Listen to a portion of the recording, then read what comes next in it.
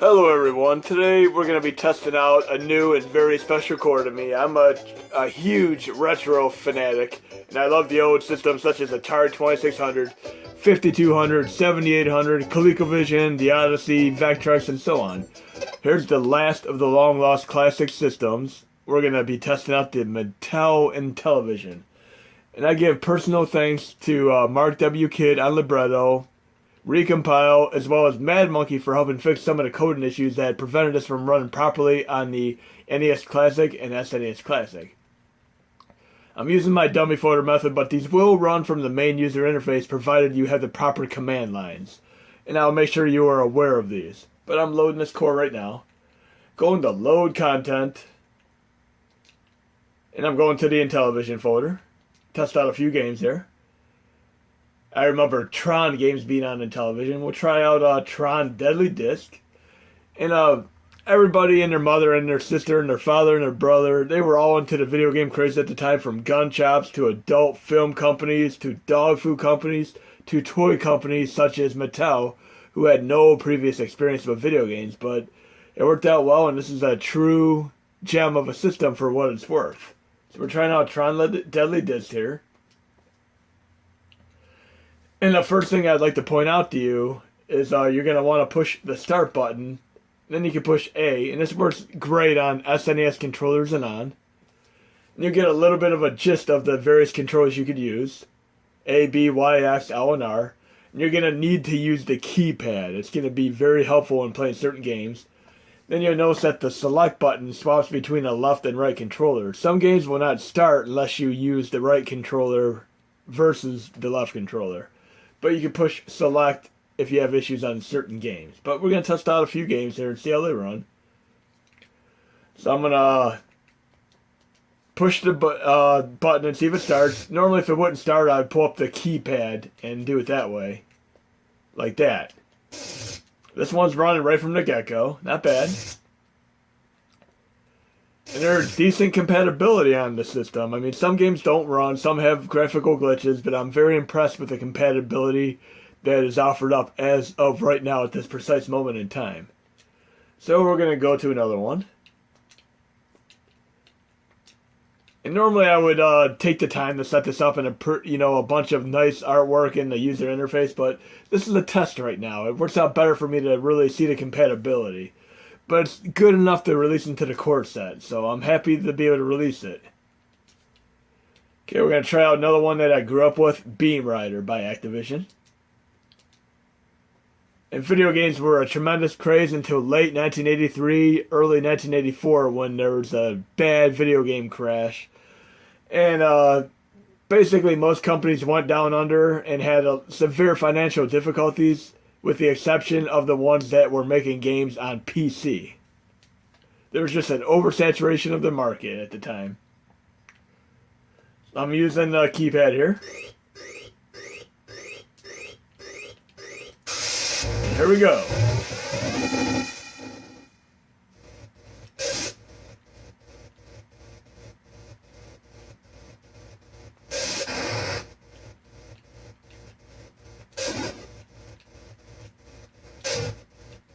Okay, we got Beam Rider. Let's try a few more here.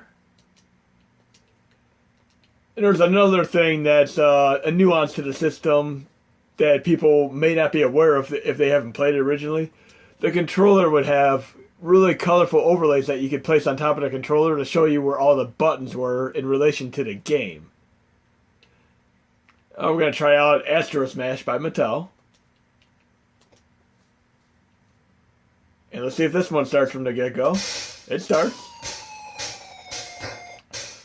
But these overlays were awesome, and they're actually pretty expensive to pick up nowadays. They did a few reprints of them that people did customize, but if you have a Nintendo DS or a 3DS, you can buy the Nintendo DS Intellivision collection, which has all the virtual overlays for quite a few games, including two specific games that I'm going to show you one of in today's video.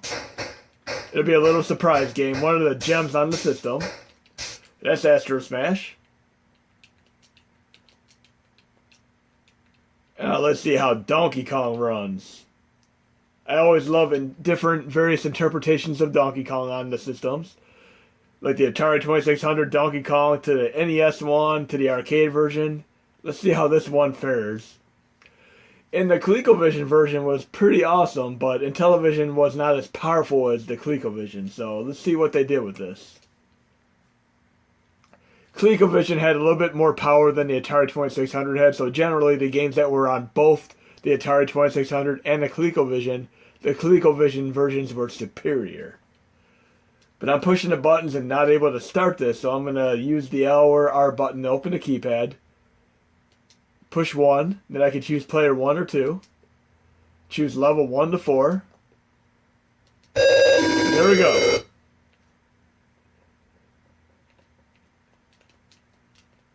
And I'm not able to control it, so I'm going to use the select button.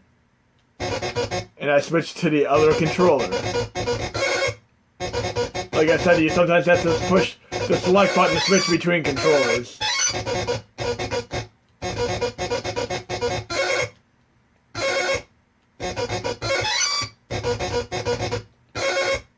I don't seem to be able to pick up the hammer there.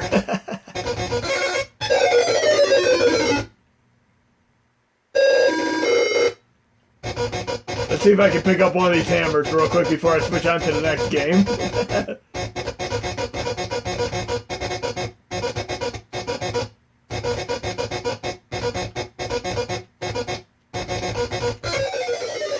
I'm gonna leave that alone for now.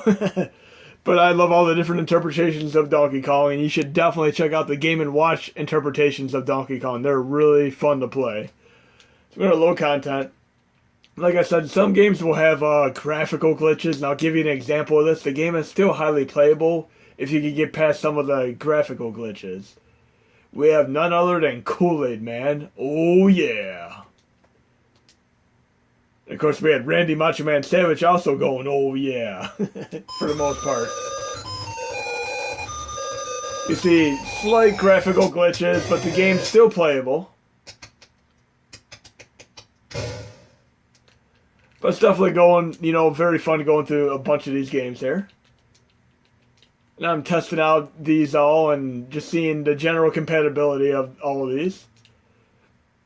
And one of the very, very best games, this is one that was in the Nintendo DS collection, except they didn't have the license. They retooled the game name. But here it's called Advanced Dungeons & Dragons.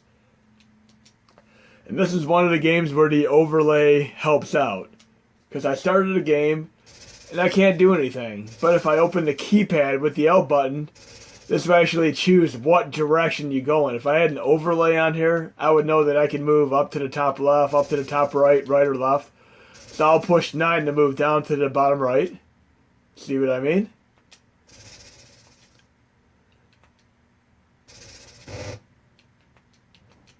So I'm controlling it, and then we're in a little maze here. And I've always loved this game. It's a truly awesome game. Way ahead of its time. And you can pick up weapons, and you have very, very little, limited ammunition. It definitely takes a little bit of skill to get through a game like this. But I would definitely advise you guys and gals to do a little bit of look online for the overlays for some of these games so you can get a general feel for the controls. Like I said, I'm using this to move around in the overworld, but I'm using the D-pad to move around here. Here's some of my arrows here.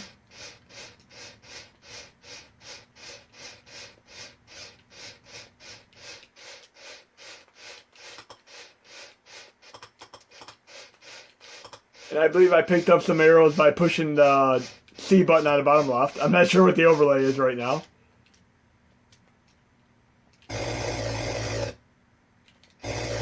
I'm still getting adjusted to these controls myself. I'm going to need to look up the overlays for some of these. To see what the fire button is, the pickup button, and so on. The action button. Okay, let's try out one more game here. Some random one. Load content. And I'll definitely be setting up some colorful artwork and having the boxes and the user interface because these games demand to be played that way. Just looking through the list here. Atlantis was another game that I really loved. I love the Magic Company. They made games like Cosmic Arc, Atlantis. I mean, they were a great company. Demons to Diamonds. Let's see how this runs on the Intellivision. And I believe we found one of our first incompatible games there. We have our C7 error. But I'm going to reopen it and we'll try one more game, and then I'm going to release this into the core set either today or tomorrow. And again, I give personal thanks to markwkidd, Recompile, and madmonkey for helping out with this entire process here. But I'm going to load the core. And with future updates, there may be better compatibility, but I'm very happy for what it is right now.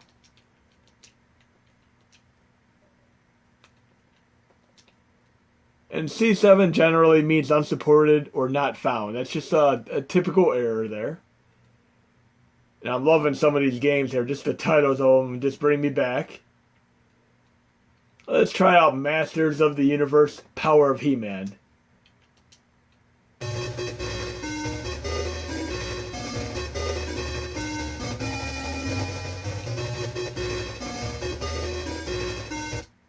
Here we go, He-Man. There's actually a documentary series that just came out on Netflix that shows the story behind He-Man and how the toys were created and all that stuff. It's a very, very fun documentary. Give it a shot if you have Netflix.